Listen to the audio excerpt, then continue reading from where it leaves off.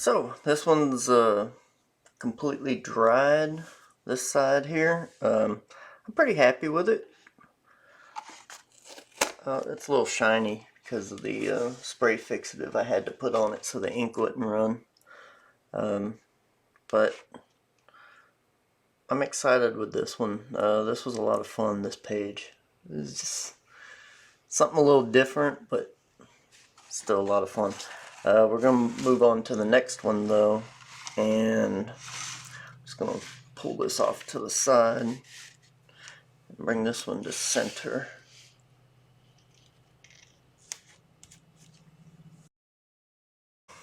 Also, I took a few facial shots just to kind of get an idea of the look on Skits' face, because you got Skits here and you got the net around him, and just this one should be kind of funny. Maybe sharpen my pencil. Lift the lid off of the water. That ain't good. Anyway, there we go. Lid's on it. And just kind of wondering like what type of look should Skits have. Thinking maybe a sad face or a scared face. Maybe a sad face. Sad face. I think sad face.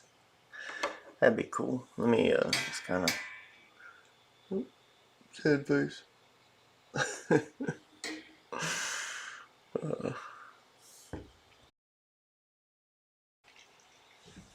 But there's not going to be much to look at here, because then you're going to have the netting over the face, and so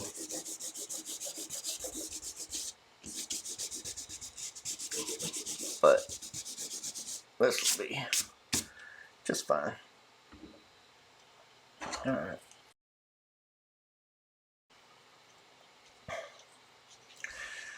Let me see here.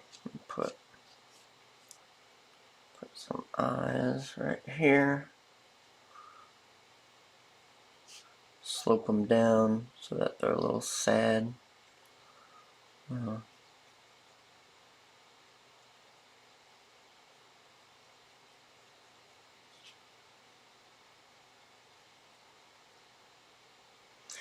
One of the hardest things to draw, in my opinion, is faces where you're doing weird things with lips, like, you know, like a pouty face. Always found the pouty face to be a little hard to draw, but anyway.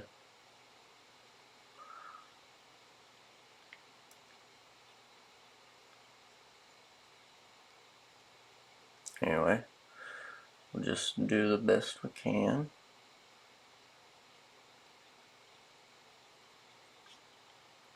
See, it's already starting to look a little silly.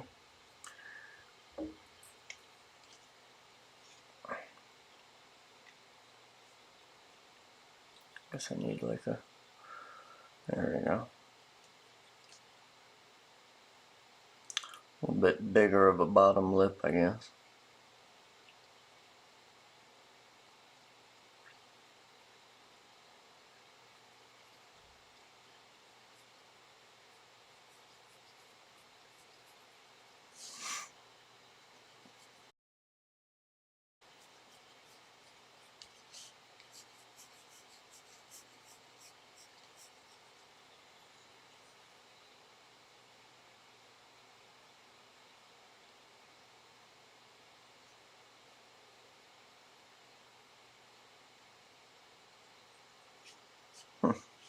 Yeah, that ain't too bad.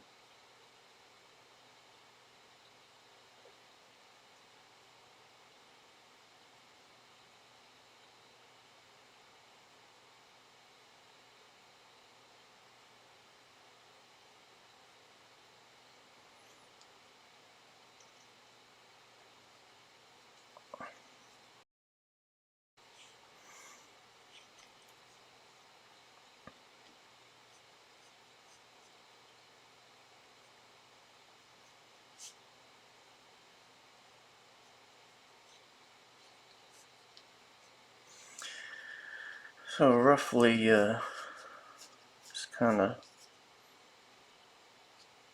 put it in like this.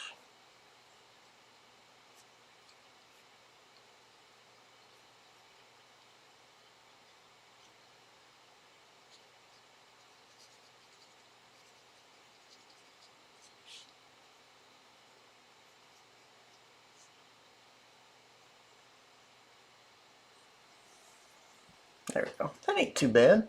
That's a pretty good face. Ain't too bad at all. Now what I gotta do is kind of, I want to put some lines over the face so that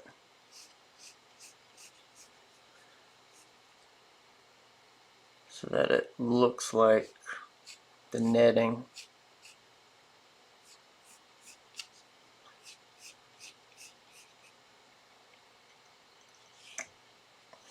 And I'm going to do big cross lines.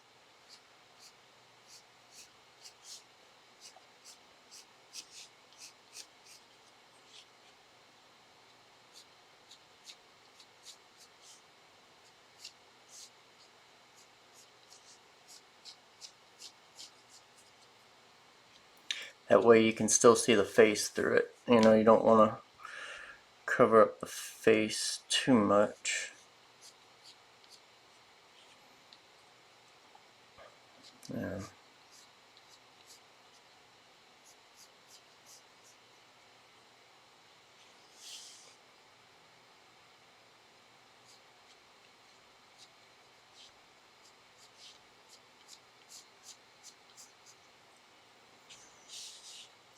One thing that I probably should talk about on this is the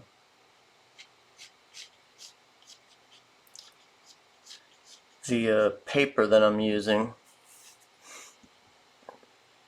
A lot of times, most people, if they were doing this sort of work, they would use a paper that has that's really flat, so they can do really nice detailed pencil work. Is that? Looked like it was a little blurry. It might just be my eyes, but what they do is they'll use a paper that's really like a nice hot press that's completely slick, so you can get all these little marks and stuff like that. But myself, I kind of like the paper that's got some texture and tooth to it, a little more of a cold press, which is this. This is kind of like a medium between hot and cold. And but I like it because it has a tooth to it. But that also makes it so that it's hard to draw on, to do like really detailed drawings. So a lot of times, you know, people might look at what you're drawing and be like, oh, I can draw, it's so sloppy and stuff. It's like, well, that's because of the texture of the paper, you know. But I actually like the way the texture of the paper is, and you can't get perfect line, like, you know, out of it, but it feels cool. I just like the way the paper feels.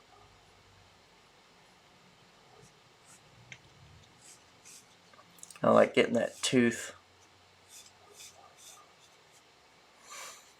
Okay, let's so I got these cross lines, and I want the hair to kind of pop up through the cross lines.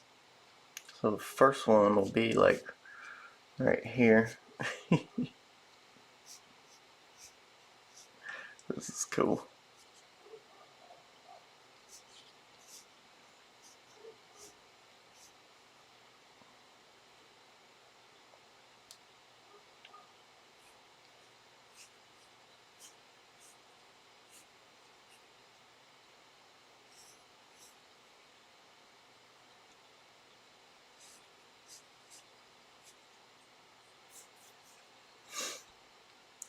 And you gotta have a little bit of hair where it's like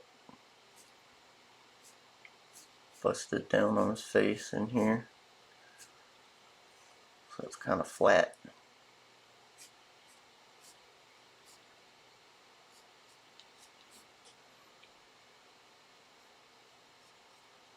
Put in a little ear on that side.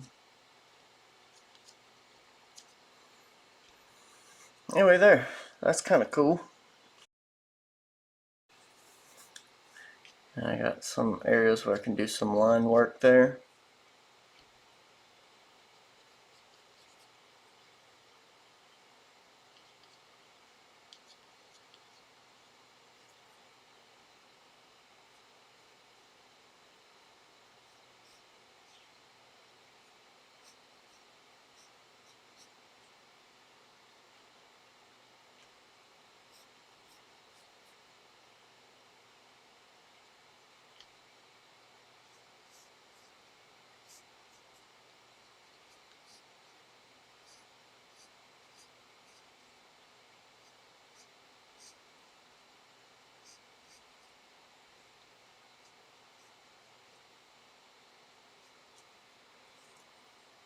There we go. Just kind of pressing down on the face.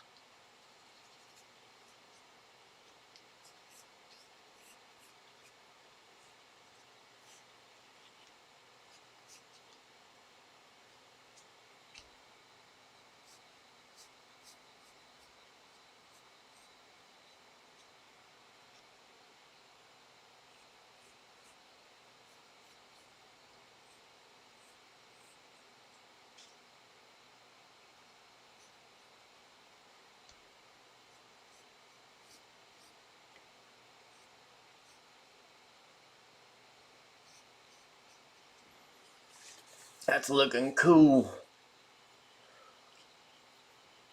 Yeah, this is real cool. I'm loving it.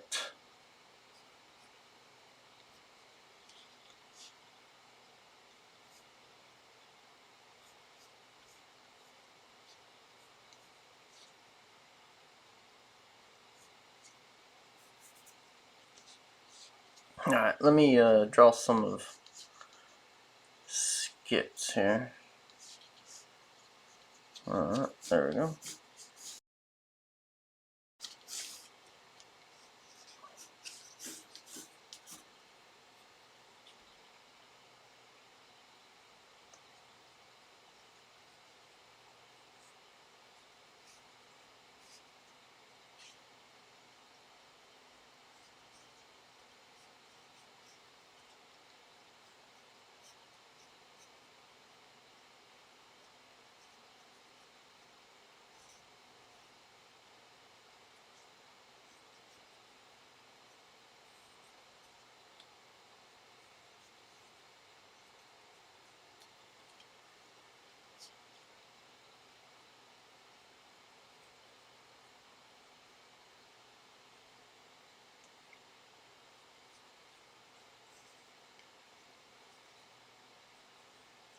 I'm thinking when it comes to these pages of Skits in the institutional, in the hospital, I would do it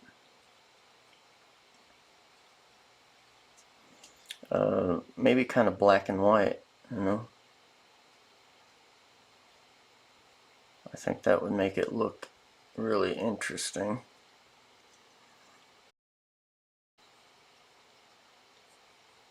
Let me sharpen my pencil.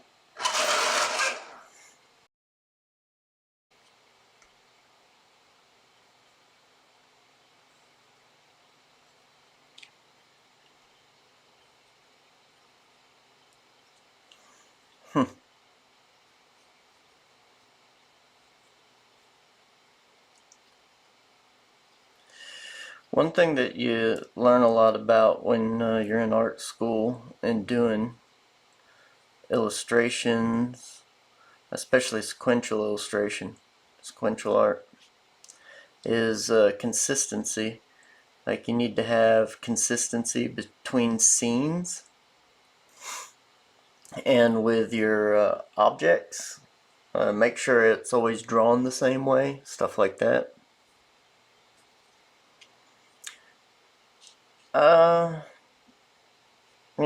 I don't like it when things are actually told as an absolute.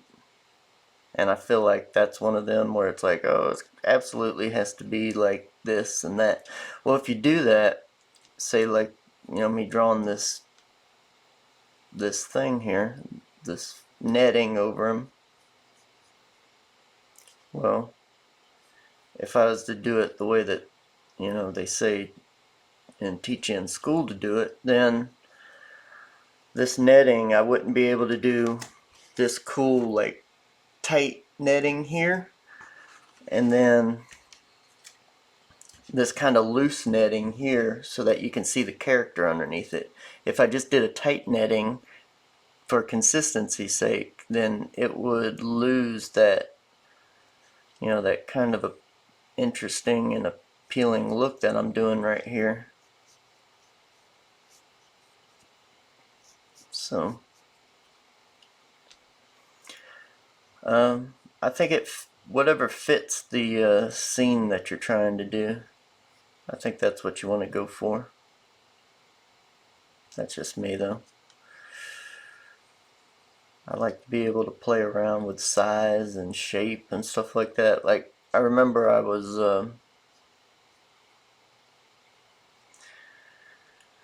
I had some work reviewed by one of the online shows or something like that. They're like, oh, submit your work and we'll review it. They kind of lost the whole point, and by showing one piece, they kind of, all they know is what they know, and they don't really understand the idea of being able to exaggerate things for visual appeal and storytelling. I mean, they get stuck in their rigid ways of doing things and they can't see outside their box. And I think that that's not good. And it makes for very stale artwork. And it's something that I struggled with when I was younger, and I still do to this day. I don't want my work to be kind of stale. So the best way to not have stale artwork is to, be free flowing with it and not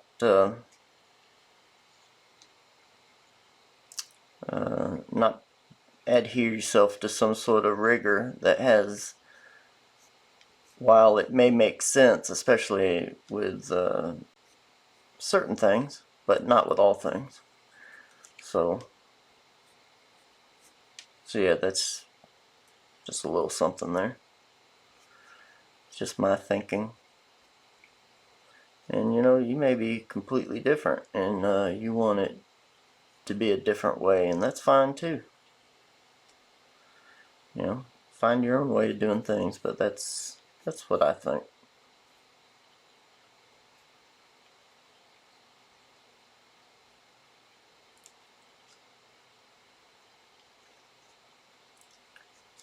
You gotta leave room for exaggeration.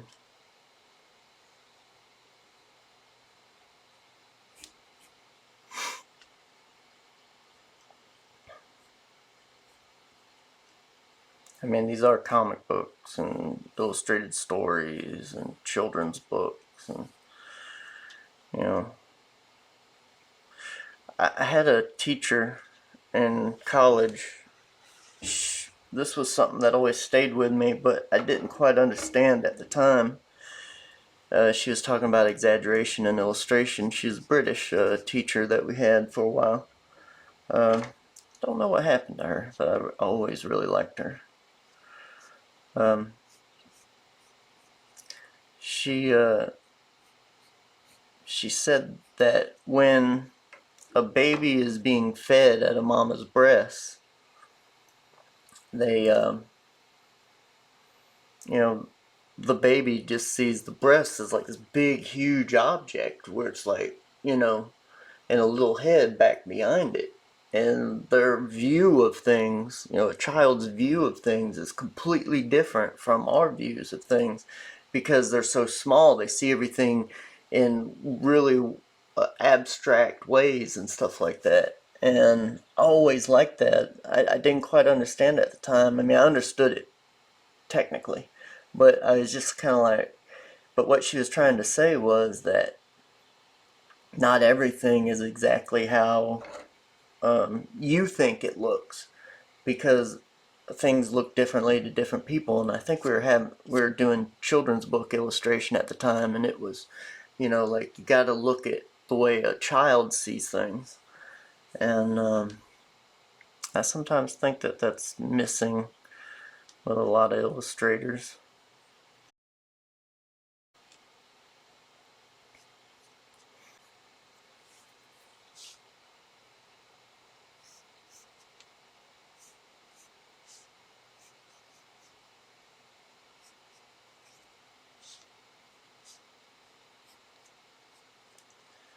You'll hear me talk a lot about other people and where I've heard things. And that's on purpose, because I mean, rarely do I have thoughts that are completely independent for myself. I mean, I obviously I do, but they originate somewhere else a lot of times. And there's nothing wrong with that. I know a lot of people are like, that's not you, that's not your thinking. That's, well, that's our thinking and our ideas come from um, the world around us. And to think that you're not influenced by the world around you is just silly. You know. The reason why I like to draw is because I've seen it and I've been doing it since I was a kid. So, yeah,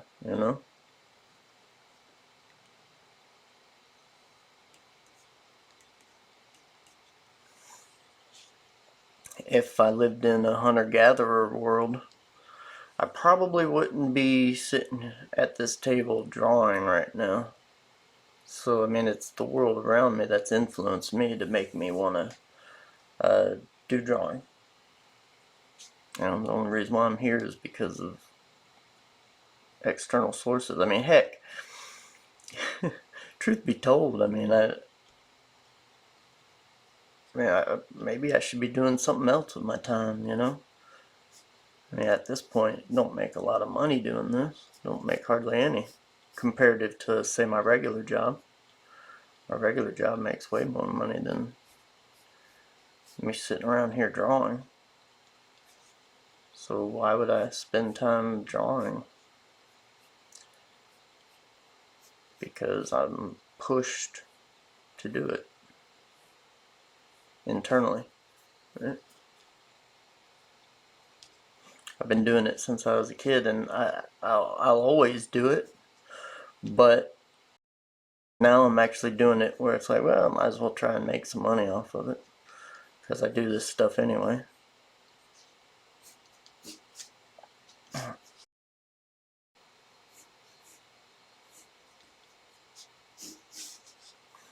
Now Skits is gonna be all sad because he got caught. Boo boo. This is fun, and this is just awesome drawing. You know,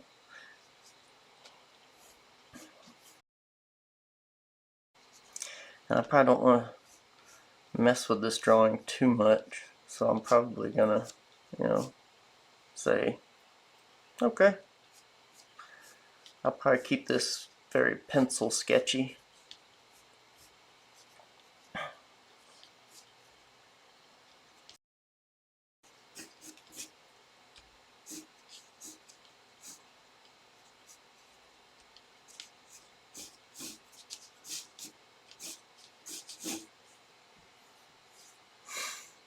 Nice.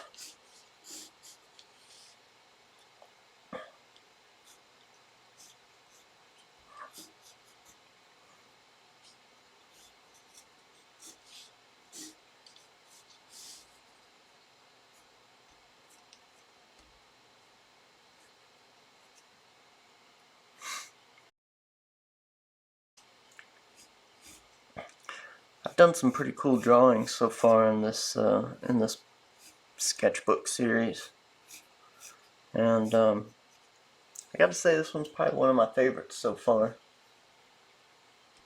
This one turned out really, really cool. I like it. And I still got to put the big guys in behind here. Like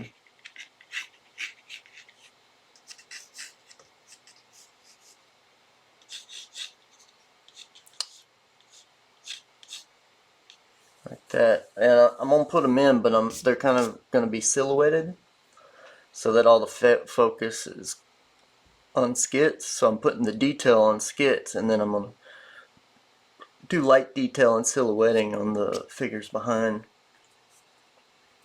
That way you look at Skits and the other figures are just kind of there. Like, you know they're there, you know what they're doing, they've caught them. But, yeah.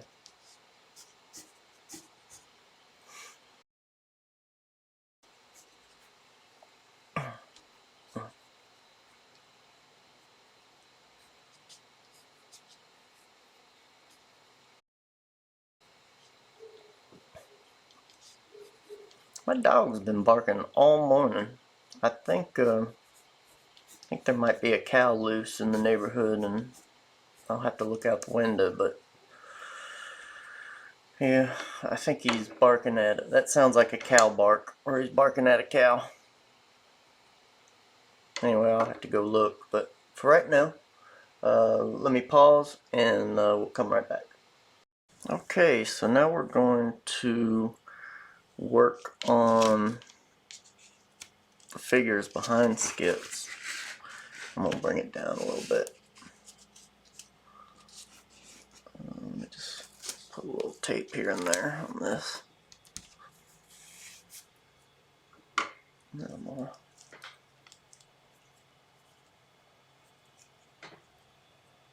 That's something you don't see too much here in the holler. This car being towed out into the holler on a big flatbed way up in the air on the second story. Anyway, don't usually see that too much in the holler. Anyway, I'm going to draw these guys in the background, and like I said before, they're mainly like silhouettes. They're orderlies, and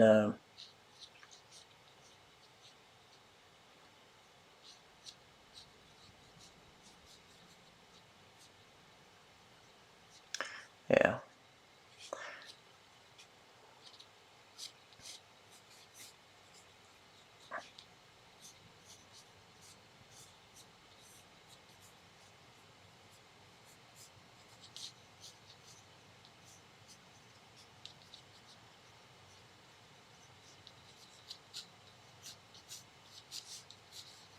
Some big orderlies.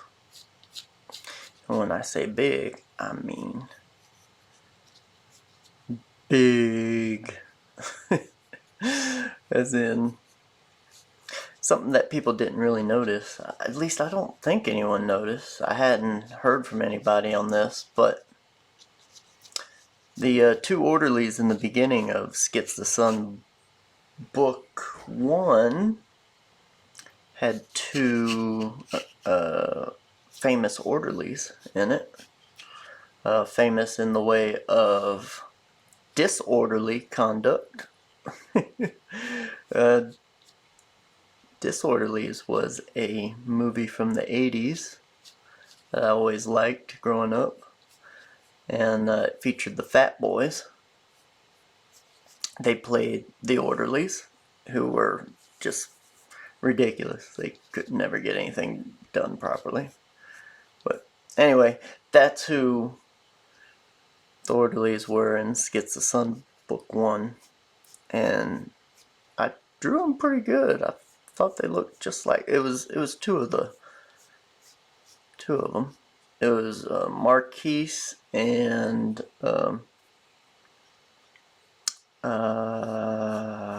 shoot, I can't remember the other one. But anyway, it was Marquise and and not the shortest fat boy. I didn't put him in. But anyway, I'm gonna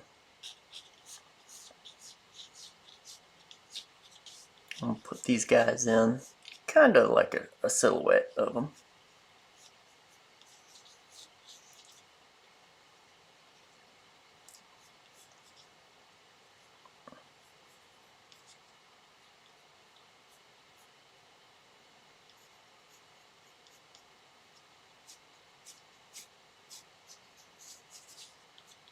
So yeah, these are the fat boys. They're the ones who came and got Skits. Oh, this is so awesome. Fat Boys were cool. I had a couple of their albums as a kid. They weren't my favorite. My favorite was Run DMC and Beastie Boys. But still, Fat Boys were cool.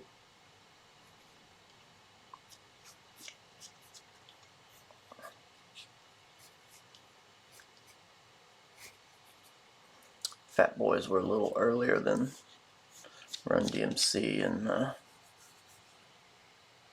and Beastie Boys. Then we're going to do the middle one here is the tallest of the Fat Boys. That's Marquise. He was also the one that really had hair. The other ones didn't really have hair. They had a close shave hair.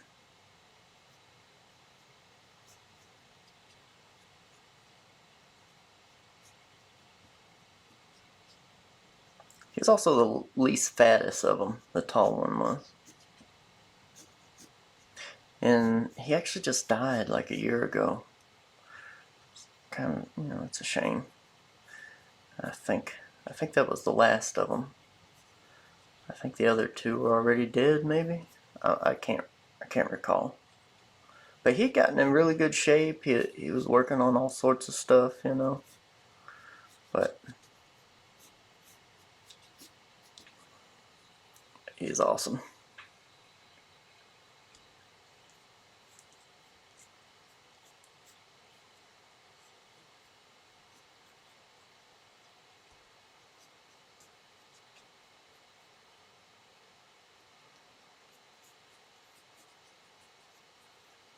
I think Marquise also might be the first person I ever noticed as having a goatee, like just right here. A little goatee. He might be the first one I ever remember having one. But anyway, that's the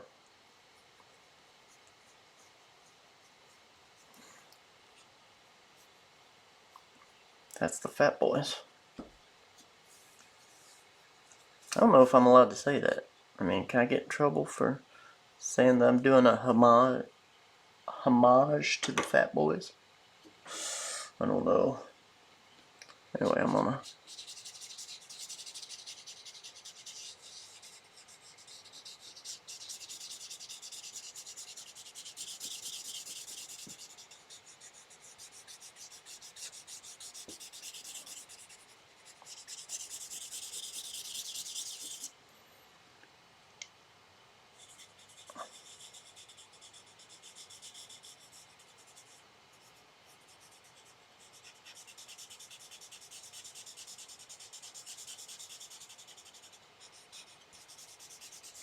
Baby, you're a rich man. You're a rich man too. That was one of the songs they sang in Disorderlies. But baby, you're a rich man. But baby, you're. I'm gonna stop singing because I know this is killing people's ears right now.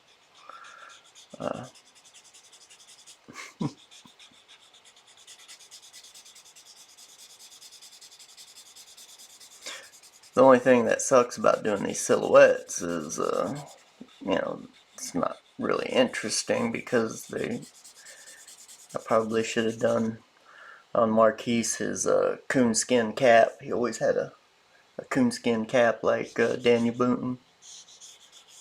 And so that's cool. But I don't know.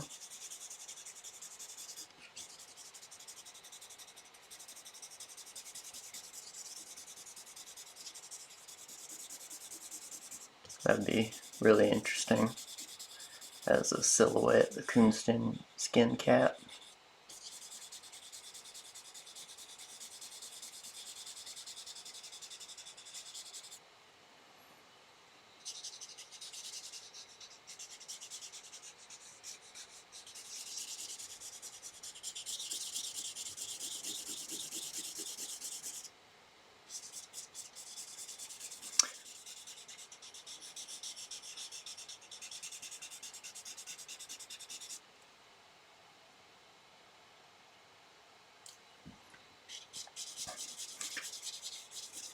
And of course, the Fat Boys actually weren't that tall. The two of them weren't that tall. Marquise was a little taller than the other two.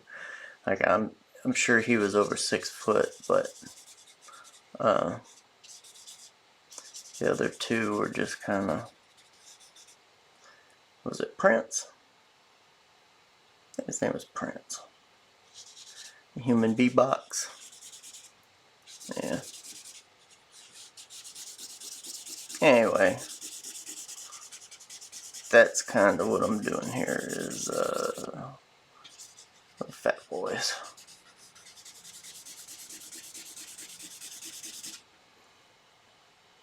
And if you see them, I did a scene of them running after skits. They were just like, oh my gosh, I can't run any further. And it's kind of like a, you know, if you ever see the movie, they got these big old shoes with no laces and their pants are falling down because they're so big they can't hardly fit in their clothes. They're just kind of running after people. So anyway, it's just awesome. Love that movie. I need to see that again. I haven't seen that in years.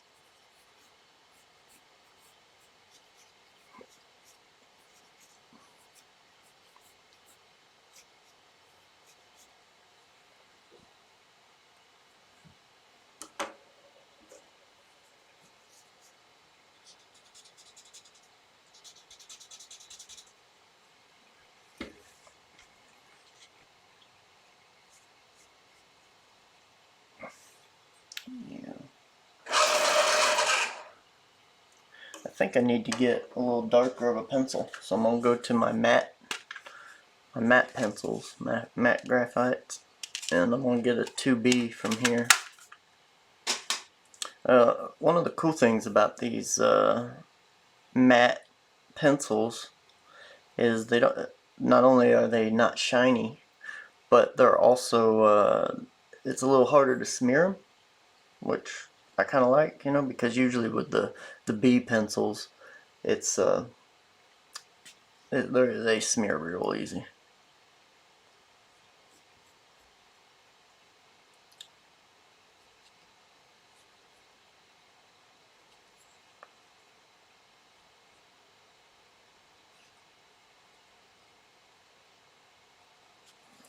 Yeah, I'm just trying to get a hard line, make it stand out from skits underneath.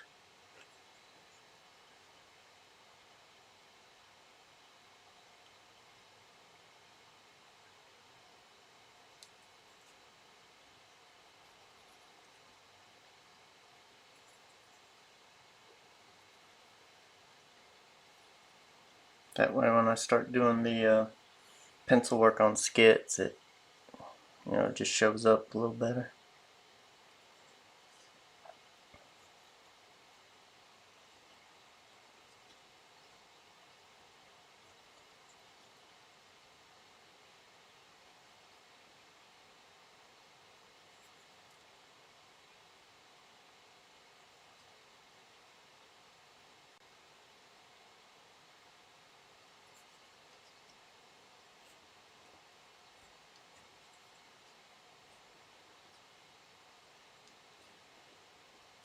You just want to get that separation between the background characters and skits, you know.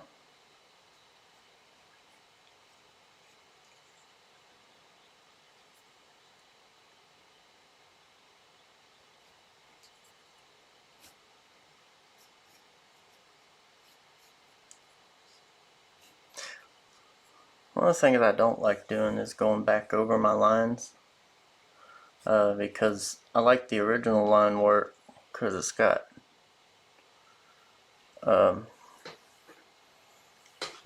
that energy, that rough energy, you know. So I kind of like to not go over my lines too much. But sometimes you just got to, and that's just the way it is.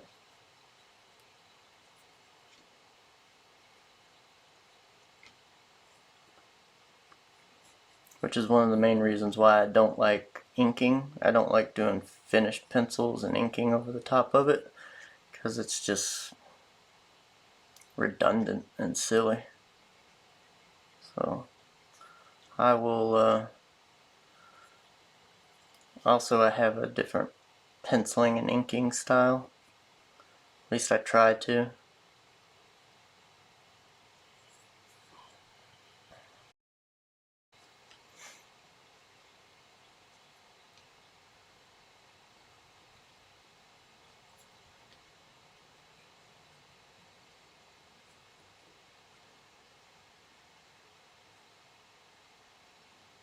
Nope, just not a fan of penciling and then inking over the pencils.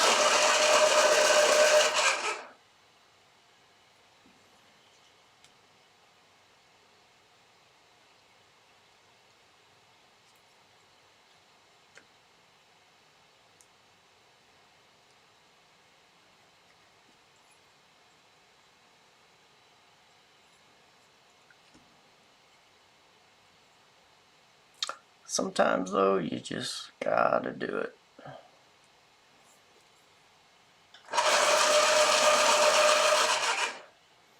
Another thing cool about these matte pencils is they don't tend to break as easy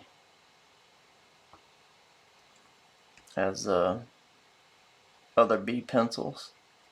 Like the graphite inside of them, or whatever they're using for graphite, is just a little stronger.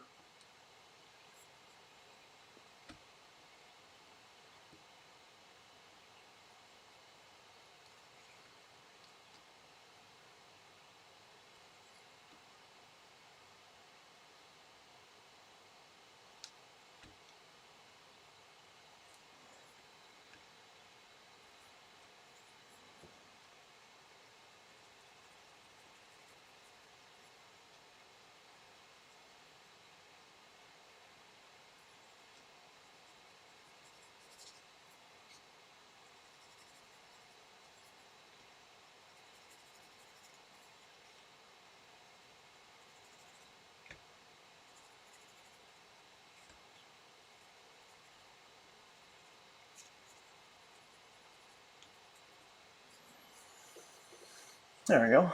That's looking pretty nice.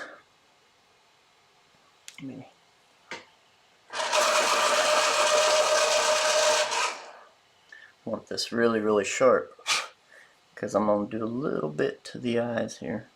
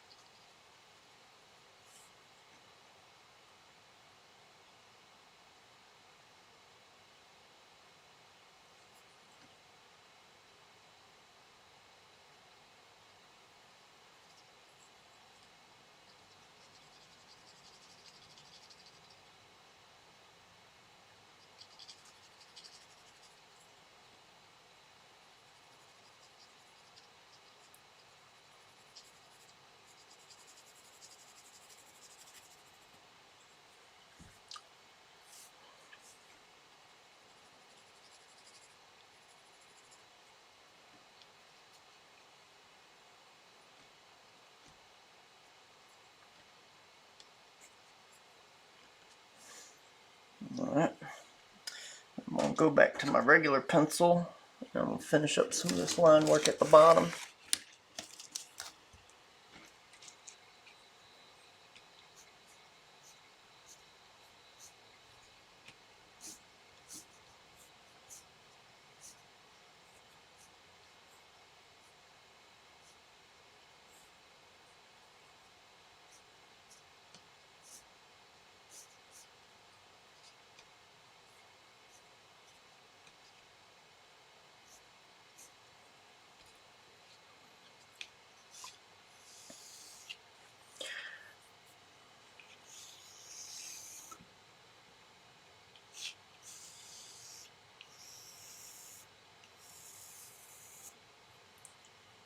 A little something like that.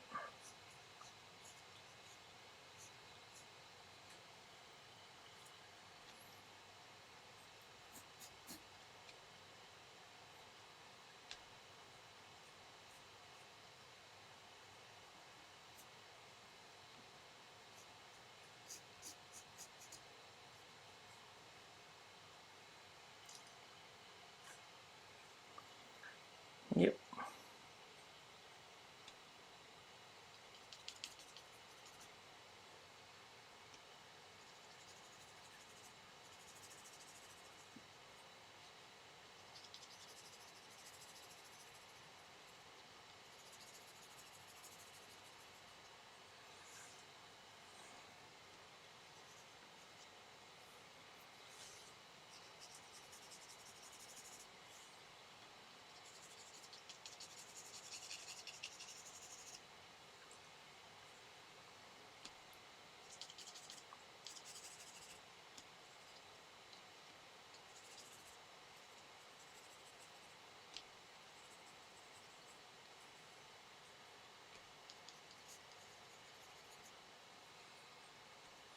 There we go. That's looking pretty cool.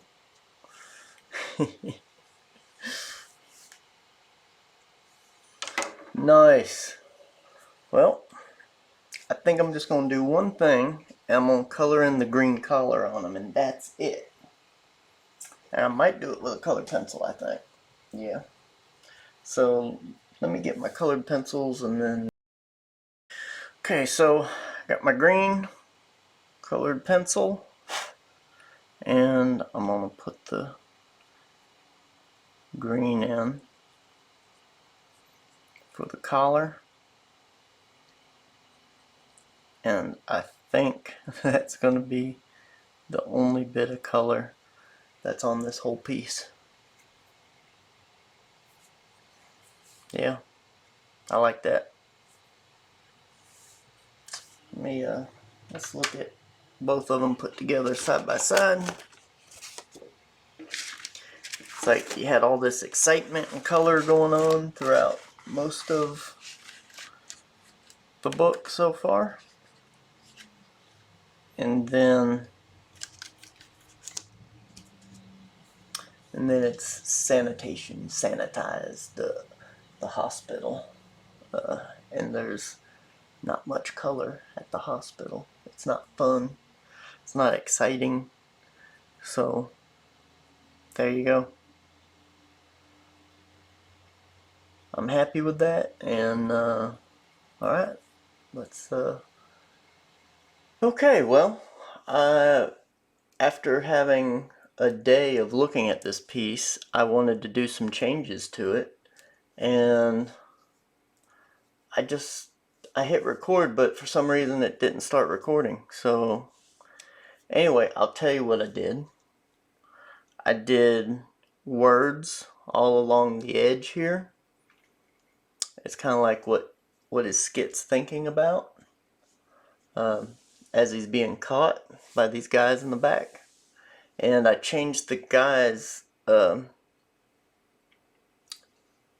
shadowing on the face where it looks like they have some indentions where the eyes are. That was just to kind of change it up a little bit. And I felt like that really helped. Yeah. It made it a little more ominous. And also personal at the same time. So I really like that. I like the way this piece looks now. And sorry that the thing didn't record, but there it is. And I'm excited about it. Now it looks really good next to this piece. And there you go. That's the way it'll look. That's the way it'll be.